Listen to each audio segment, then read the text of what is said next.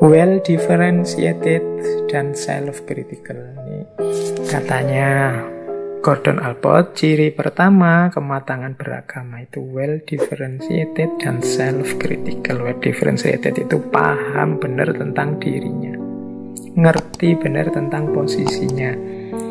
Self-critical itu mampu menasehati diri, mampu membaca kelemahan-kelemahan diri.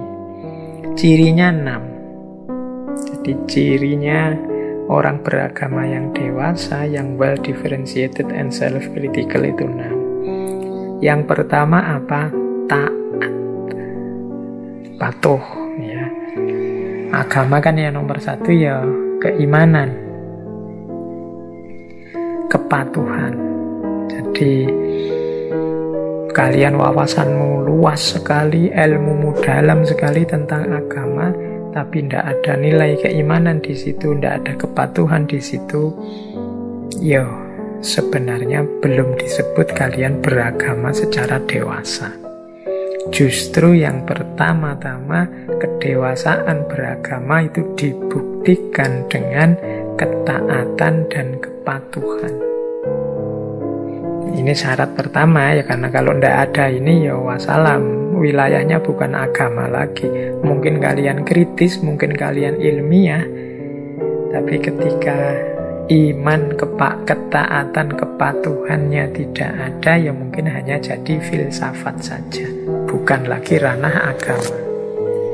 Jadi yang pertama taat, kemudian observatif. Ini bahasanya ilmiah, tapi kalau diterjemahkan sederhana ya orang beragama ya meskipun awalnya patuh, taat, beriman, ya harus ngerti dasarnya, mencari-cari argumennya. Itu namanya observatif. Jadi, menurut yang saya pahami, saya harus percaya ini, saya harus melakukan ini.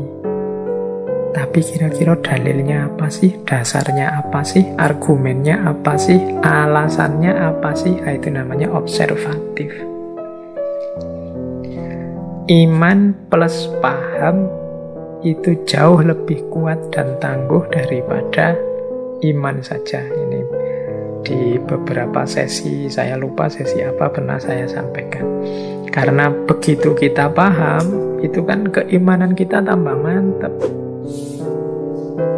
Mengapa sih kita harus patuh pada orang tua? Loh, itu kalau dikurangi paham, itu ya mungkin kita tidak terlalu serius patuh pada orang tua. Tapi kalau kita nyari argumen, nyari dasar, kita mengobservasi bukti-bukti ini loh, mulianya orang tua itu, sehingga kita harus menghargainya. Bahkan surga di bawah telapak kaki seorang ibu dan seterusnya. Ini kan mengobservasi dasar argumen. Loh, kalau tadi kita hanya percaya, ya mungkin percaya, beriman, jalan. Tapi begitu ngerti dasarnya, tambah mantep kita berbakti pada orang tua. Tambah serius kita melayani orang tua. Itu karena ada observasi tadi. Kita nyari dasar, nyari dalil. Oke, itu ciri kedua. Ciri yang ketiga adalah kritis. Nah, kalau kritis ini ya tadi kan nyari bukti, nyari argumen. Cuma ya jangan diterima begitu saja. Dikritisi, akalnya dipakai. Cocok enggak sih argumen tadi? Relevan enggak sih? Valid enggak sih? Maksudnya sama enggak sih? Kalau untuk kasusku bisa dipakai enggak sih? Ini universal apa hanya parsial saja? Manfaatnya untuk peristiwa tertentu apa untuk semua peristiwa? Itu namanya kritis. Itu bagian dari self-critical tadi, itu sikap kritis. Ini kalau ini mungkin harus latihan, banyak ilmu, makanya kita selalu menegaskan dalam ngaji ini, ayo jangan bosan-bosan cari ilmu, jangan bosan-bosan istiqomah nambah wawasan tentang apapun. Itu bekal kita untuk kritis dan observatif. Yang keempat, reflektif. Reflektif ini momen evaluasi. Jadi momen menilai. Tadi saya menjalankan ini, dasarnya ini, sudah tak cek dasarnya benar. Apakah yang saya jalankan sudah tepat? Itu reflektif. Apakah kalau saya ungkapkan seperti itu sudah sesuai? Nah, itu reflektif. Reflektif itu momen seperti kalau pas ngaji gini, terus saya dengerin sendiri rekamannya mungkin lewat YouTube.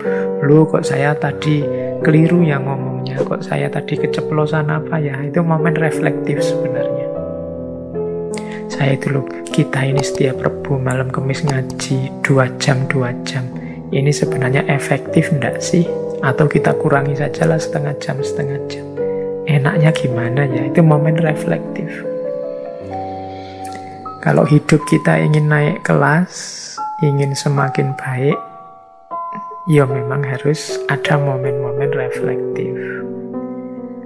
Kadang-kadang karena kita terlalu sibuk atau terlalu ambisius, terlalu terobsesi oleh macam-macam aktivitas dalam hidup kita, momen reflektif ini hilang. Ketika momen reflektif ini hilang, ya hidup kita, kalau bahasanya teknik itu tidak tepat guna.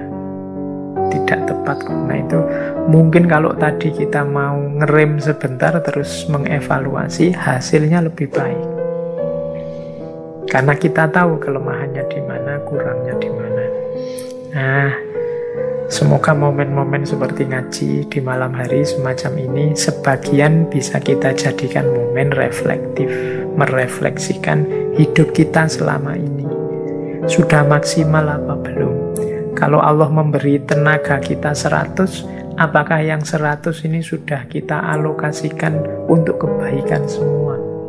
Atau seandainya ada yang tidak pasti baiknya, kira-kira persentasenya lebih besar yang baiknya apa yang tidak pasti baiknya, dan seterusnya. Ini namanya momen reflektif.